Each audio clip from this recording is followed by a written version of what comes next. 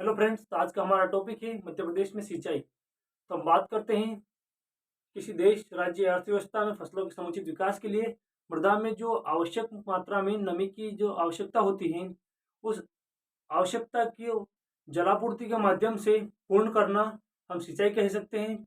या कृत्रिम रूप से किसी मृदा की जल आवश्यकता या जलापूर्ति को पूर्ण करना हम सिंचाई कह सकते हैं। यदि हम सिंचाई की बात करते हैं तो ये वो क्षेत्र होते हैं जहाँ पर वर्षा की मात्रा कम होती है तथा मिट्टी में नमी की कमी होती है, जिसके कारण हम कृत्रिम रूप से या किसी अन्य तरीके से नहरों के माध्यम से, कुओं के माध्यम से, जलकूप के माध्यम से या आदि किसी माध्यम से हम जल से उस भूमि को सिंचित करते हैं, उसे हम सिंचाई कह सकते हैं। यदि हम बात करते हैं सबसे पहले तो 1923 में बालाघाट में बैनगंगा नहर का निर्माण किया गया था। और सबसे पहले हम बात करते हैं तो तालाबों का निर्माण चंदेल शासकों ने छतरपुर के क्षेत्र में किया था।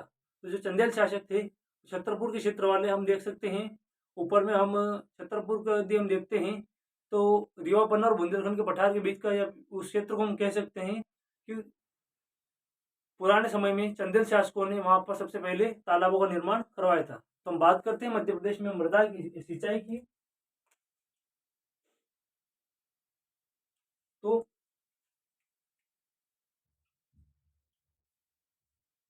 राज्य में सिंचाई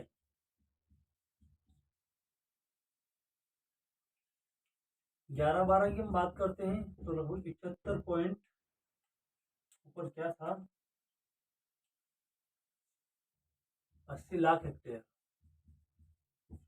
यदि हम बात करते हैं 16-17 की तो 56.76। यदि हम बात करते हैं 18-19 की तो 105.66 लाख हेक्टेयर।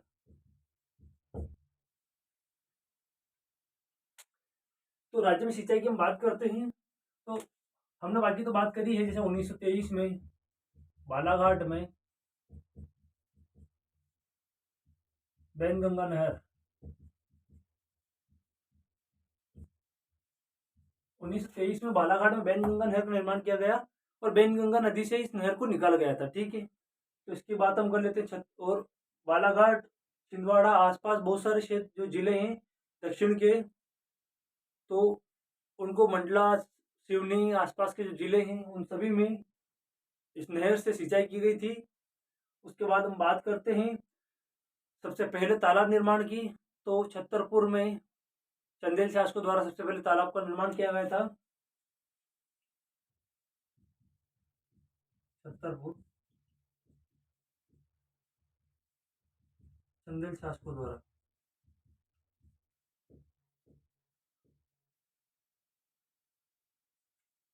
सर्वप्रथम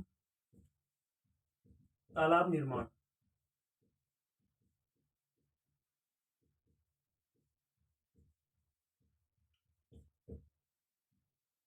सबसे पहले छतरपुर में तालाब निर्माण। 1923 में बैनगंगा नहर का निर्माण की हम बात करते हैं। सन 2011-12 में हम कृषि सिंचित क्षेत्र की बात करते हैं मध्य प्रदेश में, तो 71.80 लाख हेक्टेयर में सिंचाई की गई थी। 2016-17 में आंकड़ा बढ़कर 91.76 लाख हेक्टेयर हो गया। और 18-19 की बात करते हैं तो 105.66 लाख हेक्टेयर में सिंचाई की गई थी। ठीक है, तो ये शुद्ध सिंचित आंकड़ा है, शुद्ध सिंचित है, यहाँ पे लिख लीजिए शुद्ध सिंचित क्षेत्र।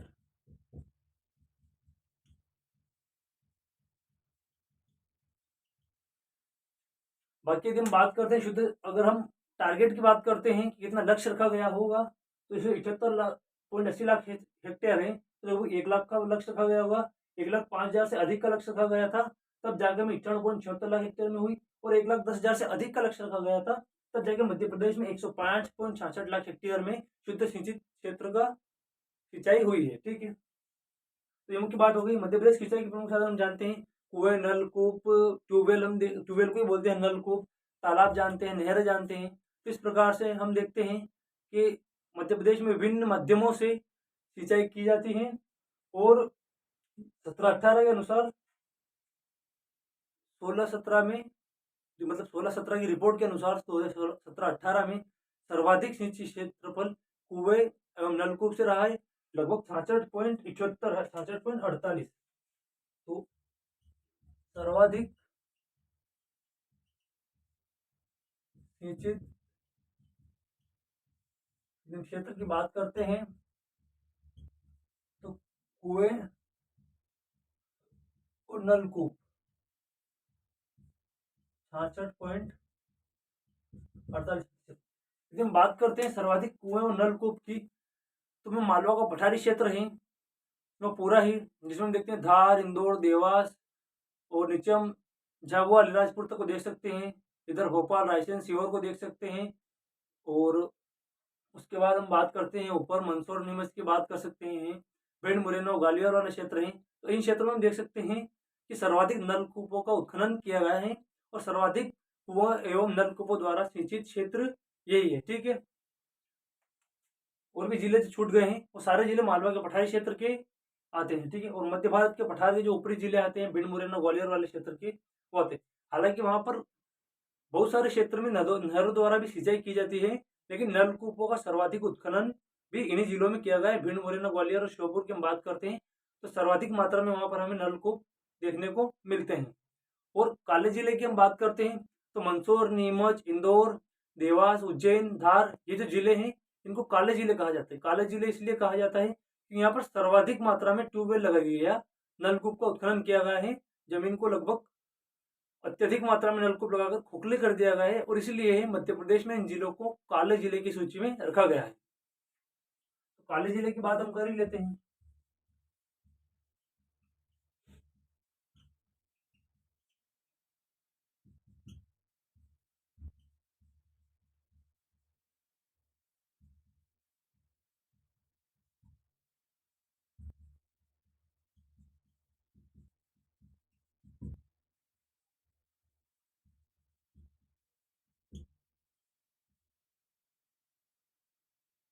हाँ, ठीक है।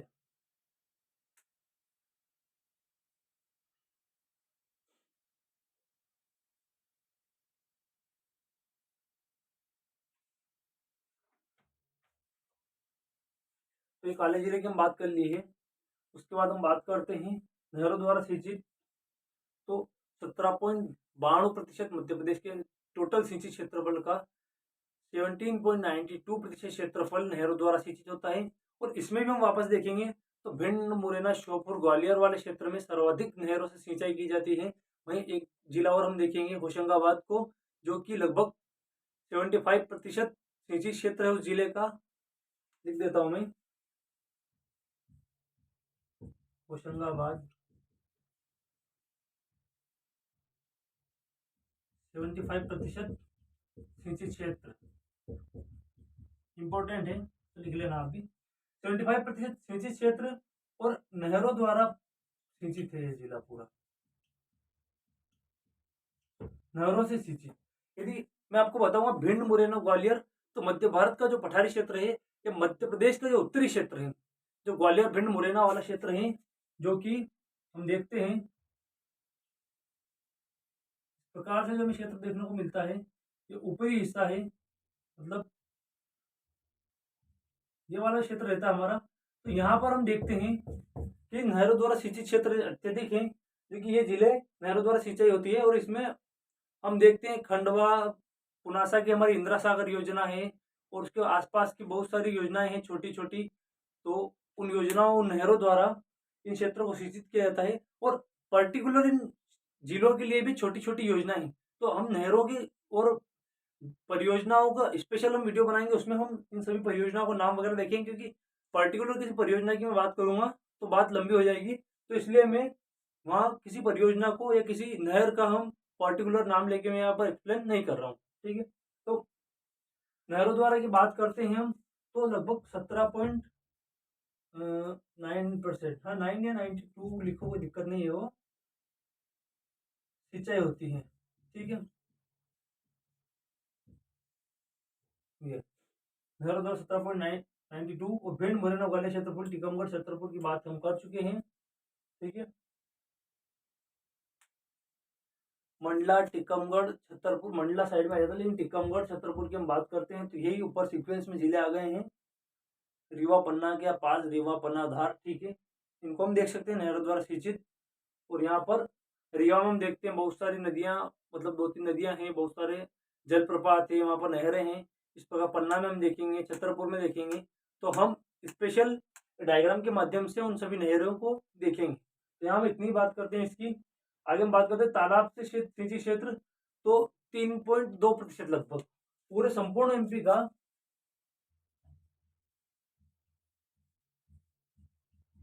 3.2% तालाब से। मैं इसलिए सीक्वेंस में लिखता हूँ चीज़ों को, क्योंकि अगर मैं एक्सप्लेन तो कर दूंगा, लेकिन यहाँ दिक्कत यही रहेगी वापस से कि मैं अलग अलग जगह चीज़ें लिखूंगा, तो अब नोट डाउन करने में आपको दिक्कत आएगी। मैं इसीलिए स्टार लगा के एक के बाद एक चीज़ों को लिखता हूँ। हालांकि कहीं कहीं अपने को ऐसा लगता भी है कि सारी चीज़ें ये जैसी कॉपी में लिखी रहती है, नोट्स में लिखी रहती है, वैसी वैसी वापस क्यों लिख रहा है। तो अगर मैं इस प्रकार से लिखता हूँ तो एक चीज़ यहाँ हो जाएगी हमारी, एक चीज़ यहाँ हो जाएगी, एक यहाँ हो जाएगी, तो आपको बाद में दिक्कत आएगी उसको नोट डाउन करने में। और इसीलिए मैं उन चीज़ों को एक सीक्वेंस में लिखता हूँ, ताकि आप वापस से उसको स्क्रीनशॉट ले सकते हैं या उन चीज़ों को वापस सही तरीके से देख सकते हैं। तो तालाबों से बात करते हैं, संपूर्ण क्षेत्रफल का 3.2%। और बालाघाट में सर्वाधिक सिंचाई तालाबों से की जाती है। जिला कौन सा है? बालाघाट।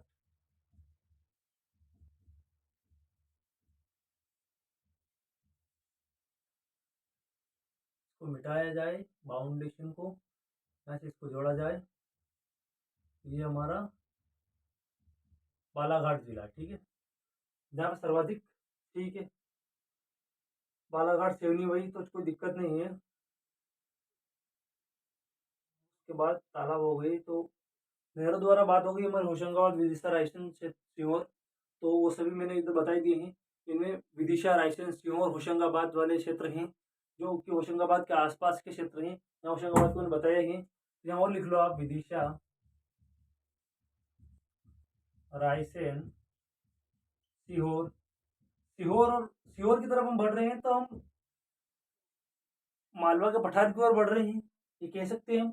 और राजधानी क्षेत्र के आसपास के जिले हैं तो हम देख सकते हैं कि वह भी नहरों द्वारा सिंचित जिले हैं, क्योंकि रायसेन, सीहोर की हम बात करते हैं तो ये भोपाल के आसपास के जिले हैं, यहाँ पर भी हम नहरें देख सकते हैं।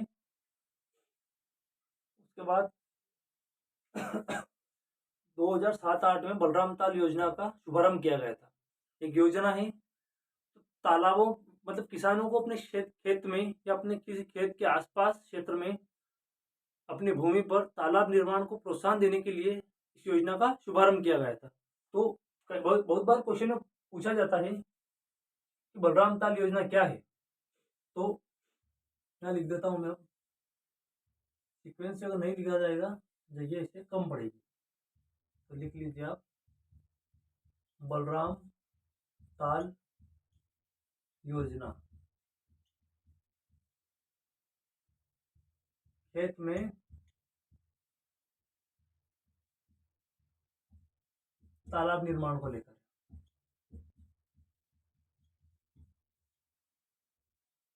ठीक है, 2007-8 में शुभारंभ, ठीक।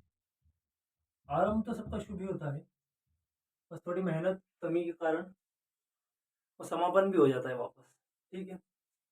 तो बलराम ताल योजना देख ली हमने। इसके बाद काले जिले की हमने बात कर ली है। सर्वाधिक पवन चक्की से सिंचाई की हम बात करते हैं तो इंदौर जिले में होती है। सिंचाई विभाग की स्थापना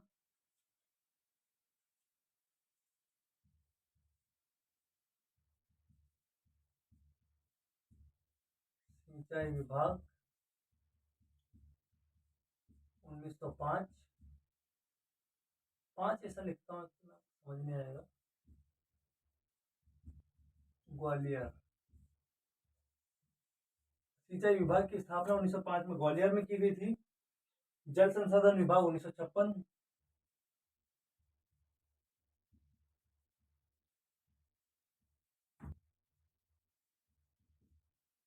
उसके बाद ऑनलाइन फैक्ट में देख लेना आप, नर्मदा विकास से नर्मदा नियंत्रण प्राधिकरण का 1980 में हम देखते हैं। लिखने के लिए जगह नहीं बची, यहाँ लिख देता हूँ, आपको शायद दिख जाए। नर्मदा नियंत्रण, नर्मदा के नियंत्रण से सीधा अर्थ है नर्मदा के जल का नियंत्रण, उसका उचित समन्वय, सही दिशा में उसको यूटिलाइज करना, उपयोग के लिए बांटना, उसके लिए प्राधिकरण बनाया गया था 1980 में। नर्मदा नियंत्रण प्राधिकरण हो गया है। और सिंचाई विदोहन निगम 1976 में स्थापित। मध्य प्रदेश जो कि नदियों का मायका है, बहुत सारी नदियां हैं, अधिकतर सिंचाई नदियों के या नहरों के माध्यम से होती है। लेकिन हम देखते हैं कुछ क्षेत्र में, मालवा के पठारी क्षेत्र में तथा मध्य भारत के पठारी क्षेत्र में, तो वहां पर हमें नलकूप और कुओं के द्वारा अत्यधिक सिंचाई लगभग 66% देखने को मिलती है। लेकिन ये नहीं कहा जा सकता कि वो 66% सिंचाई सिर्फ कुएं और नलकूप से ही होती, क्योंकि आसपास बहुत सारी छोटी छोटी नदियां हैं, छोटे छोटे बांध हैं, तो एक तरह से उनको नहरें माना जा सकता है। वो नदियां जो छोटी हैं और वो बड़ी नदियों में जाकर मिलती हैं, तो उन नदियों में वर्ष भर पानी नहीं रहता, इसलिए हम कुएं और नलकूप को प्रायोरिटी दे रहे हैं। लेकिन वहाँ की छोटी छोटी नदियों का बहुत बड़ा योगदान होता है, छोटी छोटी नहरों का बहुत बड़ा योगदान होता है। इस प्रकार हम कह सकते हैं कि मध्य प्रदेश में जो सिंचाई निगम, विधोन निगम की स्थापना की गई है 1976 में, उसके द्वारा संपूर्ण मध्य प्रदेश में जल के वितरण को नहरों के माध्यम से बहुत सुगम बना दिया गया है। और हम कह सकते हैं कि आसपास छोटे छोटे डैम बना दिए गए हैं। कुआं और नलकूप में पानी कहाँ से आएगा जमीन में, तो वही आसपास के डैम और नहरों से पानी वापस जमीन का मतलब जल स्तर बढ़ता है, और कुआं और नलकूप अपनी अच्छी सर्विस देते हैं या बहुत लंबे समय तक उनमें जल बना रहता है। ठीक है, तो मध्य प्रदेश में के टॉपिक सिंचाई तो आज हमारा पूरा हो गया है। आगे हम बात करेंगे अगले टॉपिक पर नेक्स्ट वीडियो में।